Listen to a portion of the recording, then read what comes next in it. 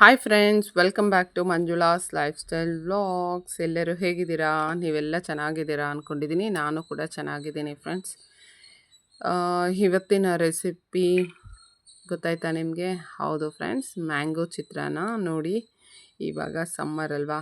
ಸಮ್ಮರಲ್ಲಿ ನಮಗೆ ಮ್ಯಾಂಗೋ ತುಂಬ ಸಿಗುತ್ತೆ. ಹಾಗಾಗಿ ಮ್ಯಾಂಗೋ ಚಿತ್ರಾನ್ನ ಮಾಡ್ತಾಯಿದ್ದೀನಿ. ಇದಂತೂ ಸಿಂಪಲ್ ಆ್ಯಂಡ್ ಟೇಸ್ಟಿ ರೆಸಿಪಿ ಅಂತಲೇ ಹೇಳ್ಬೋದು. ತುಂಬ ಸುಲಭವಾಗಿ ಮಾಡ್ಕೋಬಹುದು, ಈಸಿಯಾಗಿ ಕೂಡ ಇರುತ್ತೆ ಮಾಡೋದು. ಮತ್ತು ಇದಕ್ಕೆ ಇಂಗ್ರೀಡಿಯೆಂಟ್ಸ್ ಕೂಡ ತುಂಬ ಕಡಿಮೆನೇ ಇರುತ್ತೆ, ಆರಾಮಾಗಿ ಮಾಡ್ಬೋದು. ಅಡುಗೆ ಬರದೇ ಇರೋರು ಕೂಡ ಮಾಡ್ಬೋದು. ಎಕ್ಸ್ಪೆಷಲಿ ಬ್ಯಾಚುಲರ್ಸ್ ಎಲ್ಲ ಇರ್ತಾರಲ್ಲ, ಅವ್ರಿಗೆಲ್ಲ ಇದು ಈಸಿ ರೆಸಿಪಿ ಅಂತಲೇ ಹೇಳ್ಬೋದು. ತುಂಬ ಕ್ವಿಕ್ಕಾಗಿ ಈಸಿಯಾಗಿ ಮಾಡ್ಕೋಬೋದು. ಅಡುಗೆ ಬರದೇ ಇರೋರು ಸಹ ಮಾಡ್ಕೋಬಹುದು. ಮತ್ತು ಯಾರೆಲ್ಲರಿಗೂ ಬರುತ್ತೆ ಅವ್ರಿಗೆ ನಾನು ಹೇಳ್ತಾ ಇಲ್ಲ, ಬರೋರೆಲ್ಲ ಇಗ್ನೋರ್ ಮಾಡಿ ಅಥವಾ ಒಮ್ಮೆ ಟ್ರೈ ಮಾಡಿ. ಯಾಕಂದರೆ ಒಬ್ಬೊಬ್ಬರು ಒಂದೊಂದು ಥರ ಮಾಡ್ತಾರೆ. ಹಾಗಾಗಿ ನಾನೇನು ಅಡುಗೆ ಪಂಡಿತಳು ಅಂತ ಹೇಳ್ತಾ ಇಲ್ಲ. ನಾನು ಯಾವ ರೀತಿ ಮಾಡ್ತೀನಿ ಅದು ಯಾರಿಗಾದ್ರೂ ಒಂದು 4 ಜನಕ್ಕೆ ಹೆಲ್ಪ್ಫುಲ್ ಆಗುತ್ತೆ ಅನ್ನೋದೇ ನನ್ನ ಉದ್ದೇಶ. ಓಕೆನಾ? ಬನ್ನಿ ಫ್ರೆಂಡ್ಸ್, ಈಗ ಈ ಮಾವಿನಕಾಯಿ ಚಿತ್ರಾನ್ನ ಹೇಗೆ ಮಾಡೋದು ಅಂತ ನೋಡೋಣ. ಈಗ ನಾನು ಮಾವಿನಕಾಯಿ ತೊಗೊಂಡಿದ್ದೀನಿ. ಇದನ್ನು ಚೆನ್ನಾಗಿ ತೊಳೆದ್ಬಿಟ್ಟು ಸಿಪ್ಪೆ ಬೇಕಾದರೆ ಹಾಗೇನೂ ಹೆರ್ಕೋಬೋದು, ಅಂದರೆ ತುರಿಬೋದು ಸಿಪ್ಪೆ ಸಮೇತ. ಇಲ್ಲ ಅಂದರೆ ಸಿಪ್ಪೆನೆಲ್ಲ ಎರೆದ್ಬಿಟ್ಟು ಅದಾದಮೇಲೆ ತುರಿದಿಟ್ಕೋಬಹುದು. ನಿಮಗೆ ಯಾವ ಥರ ಇಷ್ಟ ಆ ಥರ ಮಾಡ್ಕೊಳ್ಳಿ. ಈಗ ನೋಡಿ, ನಾನು ಮಾವಿನಕಾಯಿ ಚೆನ್ನಾಗಿ ತೊಳೆದ್ಬಿಟ್ಟು ಅದನ್ನು ನಾನು ತುರಿದಿಟ್ಕೊಂಡಿದ್ದೀನಿ. ಓಕೆನಾ? ಇದನ್ನು ತುರಿದ್ಬಿಟ್ಟು ಪಕ್ಕಕ್ಕೆ ಇಟ್ಕೊಬಿಡೋಣ. ಇವಾಗ ಅನ್ನ ಮಾಡಿ ಅನ್ನನೂ ಆರಕ್ಕೆ ಇಟ್ಬಿಡಿ. ಇವಾಗ ಕಡಾಯಿ ಇಟ್ಬಿಟ್ಟು ಅದಕ್ಕೆ ಬೇಕಾಗುವಷ್ಟು ಎಣ್ಣೆ ಹಾಕ್ಕೊಂಡಿದ್ದೀನಿ. ಎಣ್ಣೆ ಹಾಕಿದ್ಮೇಲೆ ಇಲ್ಲೊಂದು 1/2 ಸ್ಪೂನ್ ಆಗೋಷ್ಟು ಸಾಸಿವೆ ಹಾಕ್ಕೊಳ್ತಾ ಇದ್ದೀನಿ. ಇದಕ್ಕೆ ಒಂದು 1/2 ಸ್ಪೂನ್ ಜೀರಿಗೆ ಸಹ ಹಾಕ್ಕೊಳ್ಳಿ. ಇದಾದಮೇಲೆ ನಾವಿಲ್ಲಿ ಯಾವುದೇ ರೀತಿಯ ಈರುಳ್ಳಿನ ಬಳಸ್ತಿಲ್ಲ, ಹಾಗಾಗಿ ಡೈರೆಕ್ಟಾಗಿ ಕಡಲೆ ಬೀಜನ ಹಾಕ್ಕೊಳ್ತಾ ಇದ್ದೀನಿ. ಕಡಲೆ ಬೀಜ ಕೂಡ ಹಾಕ್ಕೊಂಡು ಚೆನ್ನಾಗಿ ಫ್ರೈ ಮಾಡ್ಕೊಳ್ಳೋಣ.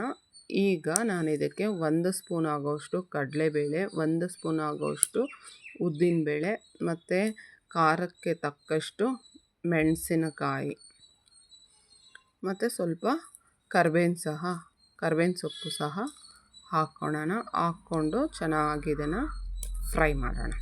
ಓಕೆನಾ? ಇದು ಚೆನ್ನಾಗಿ ಫ್ರೈ ಆಗಲಿ. ಇವಾಗ ನಾನು ಹಿಂಗು ಕೂಡ ಸ್ವಲ್ಪ ಆ್ಯಡ್ ಮಾಡ್ತಾಯಿದ್ದೀನಿ. ನೀವು ಇದಕ್ಕೆ ಬೇಕಂದರೆ ಒಂದು 1/2 ಸ್ಪೂನ್ ಸಕ್ಕರೆ ಸಹ ಹಾಕ್ಕೋಬೋದು, ಅದು ಚೆನ್ನಾಗಿರುತ್ತೆ, ಹಾಕ್ಕೊಳ್ಳಿ. ಇಲ್ಲಾಂದರೆ ಪರವಾಗಿಲ್ಲ, ಸಕ್ಕರೆ ಹಾಕೋದ್ರಿಂದ ಚಿತ್ರಾನ್ನ ಒಳ್ಳೆ ಶೈನಿಂಗ್ ಕೂಡ ಬರುತ್ತೆ. ಈಗ ಇದಕ್ಕೆ ಅರಿಶಿನ ಹಾಕ್ಕೊಳ್ತಾ ಇದ್ದೀನಿ. ರುಚಿಗೆ ತಕ್ಕಷ್ಟು ಉಪ್ಪು ಸಹ ಹಾಕ್ಕೊಂಡು ತುರಿದಿರೋ ಅಂಥ ಮಾವಿನ ತುರಿಯನ್ನು ಇದಕ್ಕೆ ಹಾಕೋದು. ನೋಡಿ, ಈಗ ಕಡಲೆಬೇಳೆ, ಕಡಲೆ ಬೀಜ ಎಲ್ಲ ಚೆನ್ನಾಗಿ ಫ್ರೈ ಆಗಿದೆ. ಇವಾಗ ನಾನು ಅರಿಶಿನ ಹಾಕಿದ್ಮೇಲೆ ಈ ಮಾವಿನಕಾಯಿ ತುರಿನ ಸಹ ಹಾಕ್ಕೊಳ್ತಾ ಇದ್ದೀನಿ. ಇದನ್ನು ಹಾಕ್ಕೊಂಡು ಚೆನ್ನಾಗಿ ಫ್ರೈ ಮಾಡಿಬಿಟ್ರೆ ನಮ್ಮ ಮಾವಿನಕಾಯಿ ಚಿತ್ರಾನ್ನ ರೆಡಿ. ಈಗ ಅನ್ನ ಹಾಕ್ಕೊಂಡು ಮಿಕ್ಸ್ ಮಾಡಿಬಿಟ್ರೆ ಆಯಿತು ಫ್ರೆಂಡ್ಸ್. ಎಷ್ಟು ಈಸಿ ಅಲ್ವಾ? ಕ್ವಿಕ್ಕಾಗಿ ಕೂಡ ಮಾಡ್ಕೋಬೋದು. ನೋಡಿ, ಈಗ ನಾನು ಉಪ್ಪು ಸ್ವಲ್ಪ ಆ್ಯಡ್ ಮಾಡ್ಕೊಳ್ತಾ ಇದ್ದೀನಿ. ಆವಾಗೆ ಸ್ವಲ್ಪ ಕಡಿಮೆ ಆಗಿತ್ತು. ಹಾಗಾಗಿ ಫ್ರೆಂಡ್ಸ್, ಇನ್ನೂ ಯಾರೆಲ್ಲ ನನ್ನ ಚಾನಲ್ನ ಸಬ್ಸ್ಕ್ರೈಬ್ ಮಾಡದೆ ನೋಡ್ತಾ ಇದ್ದೀರಾ, ಪ್ಲೀಸ್ ಸಬ್ಸ್ಕ್ರೈಬ್ ಮಾಡ್ಕೊಂಡು ನೋಡಿ. ಹಾಗೆ ಪಕ್ಕದಲ್ಲಿರೋ ಬೆಲ್ ಐಕನ್ನ ಕ್ಲಿಕ್ ಮಾಡಿ, ಸೊ ದಟ್ ನಾನು ಹಾಕೋ ವೀಡಿಯೋಸ್ ಎಲ್ಲ ನಿಮಗೆ ನೋಟಿಫಿಕೇಷನ್ ಬರುತ್ತೆ. ಹಾಗೆ ನನ್ನ ವೀಡಿಯೋ ನೋಡ್ತಿರೋರು ಎಲ್ಲೂ ಸ್ಕಿಪ್ ಮಾಡಿ ನೋಡಬೇಡಿ ಫ್ರೆಂಡ್ಸ್, ಸೊ ದಟ್ ನಾನು ಹಾಕೋ ವೀಡಿಯೋಸಲ್ಲಿ ಇರೋ ಇನ್ಫಾರ್ಮೇಷನ್ ನಿಮಗೆ ಪೂರ್ತಿಯಾಗಿ ಸಿಗಲ್ಲ.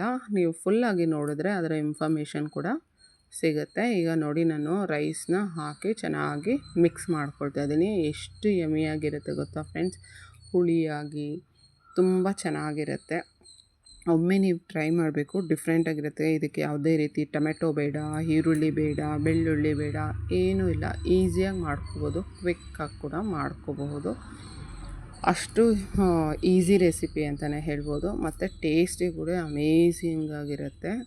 ಒಮ್ಮೆ ನೀವೆಲ್ಲ ಟ್ರೈ ಮಾಡಲೇಬೇಕು. ಹಾಗಾಗಿ ಇಷ್ಟು ಹೊತ್ತಿ ಹೇಳ್ತಾ ಇದ್ದೀನಿ.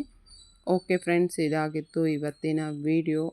ಮತ್ತೊಂದು ವಿಡಿಯೋದಲ್ಲಿ ಮತ್ತೊಮ್ಮೆ ಸಿಗ್ತೀನಿ ಅಂತ ಹೇಳ್ತಾ ನಿಮ್ಮೆಲ್ಲರಿಗೂ ಬಾಯ್ from Manjula's lifestyle vlogs ಅಂತ ಹೇಳ್ತಾ ಈ ವ್ಲಾಗ್ನ ಇಲ್ಲೇ ಎಂಡ್ ಮಾಡೋಕ್ಕೆ ಮುಂಚೆ ನಿಮಗೆ ಸರ್ವಿಂಗ್ ಮಾಡಿ ಕೂಡ ತೋರಿಸ್ತಾ ಇದ್ದೀನಿ. ಹಾಗೆ ಯಾರಿಗೆಲ್ಲ ಮೌತ್ ವಾಟ್ರಿಂಗ್ ಆಗ್ತಿದೆ ಒಮ್ಮೆ ಟ್ರೈ ಮಾಡಿ ತಿನ್ಕೊಳ್ಳಿ. Bye friends.